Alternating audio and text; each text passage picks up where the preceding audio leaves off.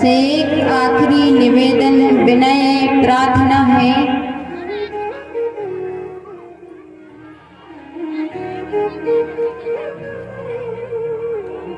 कि जो भी हमारे बैठे हैं यहाँ पर बहनें, उनसे एक ही निवेदन है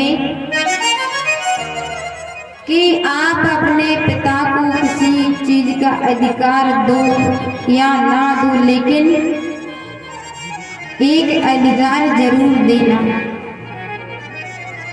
वो अधिकार ये है कि अपने पिता को अपने हाथ पीले करने का अधिकार देना।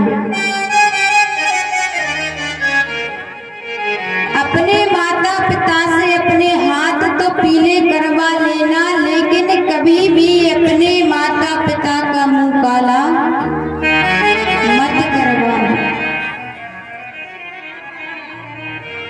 क्योंकि बच्चे जो होते हैं गलतियां करके चले जाते हैं। बच्चे जो होते हैं गलतियां करके चले जाते हैं, लेकिन भुगतना तो माँ बाप को पड़ता है। जो पिता पूरी शान शौकत से चार जगह बैठता है भरी समाज में, उसकी इज्जत है, रुतबा है उसका, पूरा गांव उसका सम्मान करता है, लेकिन कुछ बच्चों की वजह से वो पिता कभी भरी समाज में सर उठाकर जी नहीं पाता है। जिस व्यक्ति की इज्जत पूरा गांव करता है, लेकिन बच्चों की गलती की वजह से आज वो पिता एक कमरे में बंद रहकर घुट घुट के जीता है। बच्चे तो कर कर चले जाते हैं, लेकिन उस पिता के हृदय पर क्या बीतती है वो आप समझ नहीं सकते।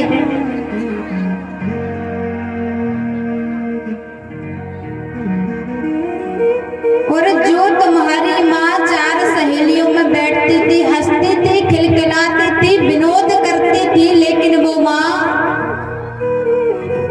फिर कभी भरी समाज में सर उठाकर नहीं जी सकती।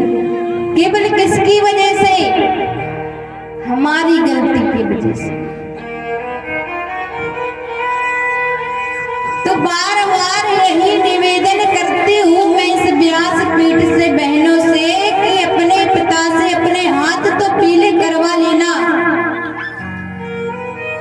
लेकिन कभी भी अपने माता पिता का मुंह काला नहीं करवाना। एक बार एक लड़की अपने घर से मांगी, एक लड़की एक दिन अपने घर से भागी,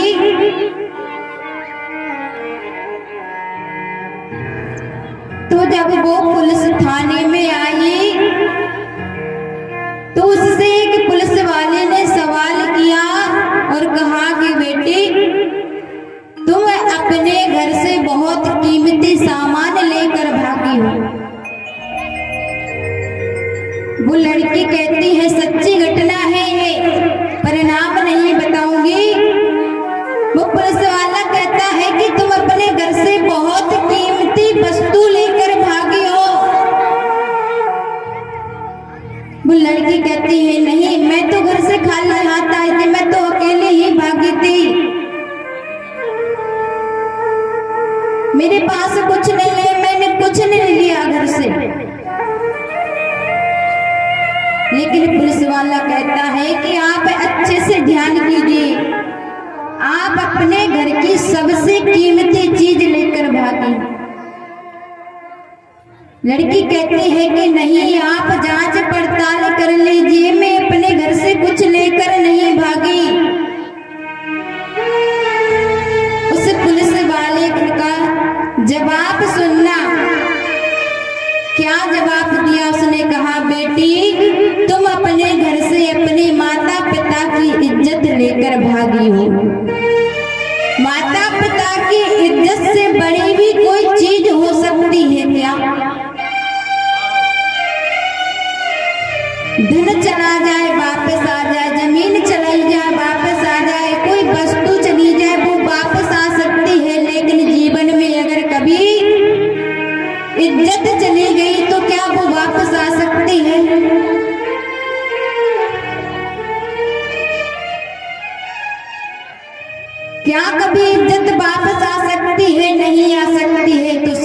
वाले ने कहा, बेटी तुम अपने घर की, अपने समाज की सबसे कीमती चीज लेकर भागी हो, वो है इज्जत।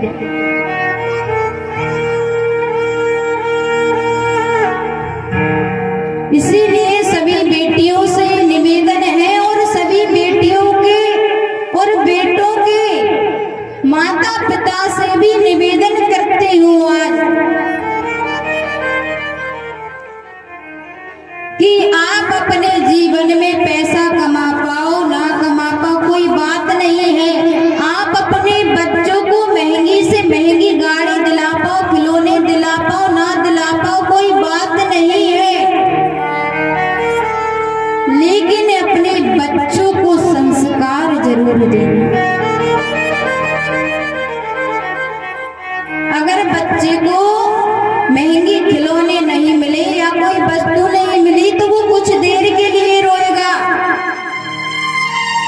और अगर संस्कार गलत हो गए तो बच्चा भी जिंदगी भर रोएगा और आप भी जिंदगी भर रोएंगे।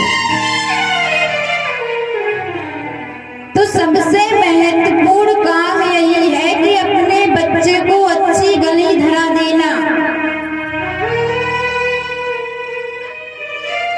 आपको ये ध्यान रखना है कि हमारे बच्चे की संगत कैसी है, हमारे बच्चों के साथ जो मित्र बैठते हैं उनकी विचारधारा कैसी है।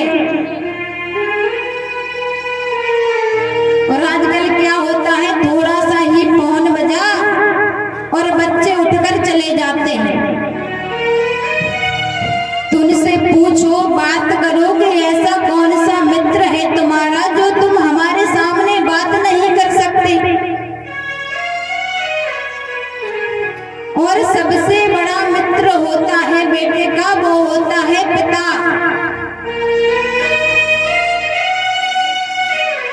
ऐसा किसका फोन आता है कि हम अपने माँ बाप के सामने बात नहीं कर सकते। और अगर ध्यान नहीं करोगे तो कल ऐसा ही होगा कि महाराज रात में सो गए और सवेरे कछु चीज बस पैसा बचा ही नहीं घर में, सो पुलिस में जा बैठे। फिर थाने जाते हो कि पता ही नहीं चला, सब कुछ लेकर चला गया। अब पुलिस वाले क्या करें, अब पुलिस वाले क्या करें, लेकिन पुलिस वाले की भी नौकरी बहुत खतरनाक है। पुलिस की भी नौकरी बहुत खतरनाक होती है, पता है कैसे? भाई किसी के घर में चोरी हो जाए तो टेंशन पुलिस को रहे, किसी की लड़की भाग जाए तो टेंशन पुलिस को, कहीं पर आतंकी आ जाए तो भी टेंशन पुलिस को, किसी के घर में लड़ाई हो जाए तो टेंशन पुलिस को। तो सबसे खतरनाक नौकरी है किसकी? पुलिस की। तो इसलिए सभी भाइयों से, बहनों से, माताओं से निवेदन है कि अपने बच्चों को अच्छे संस्कार दें।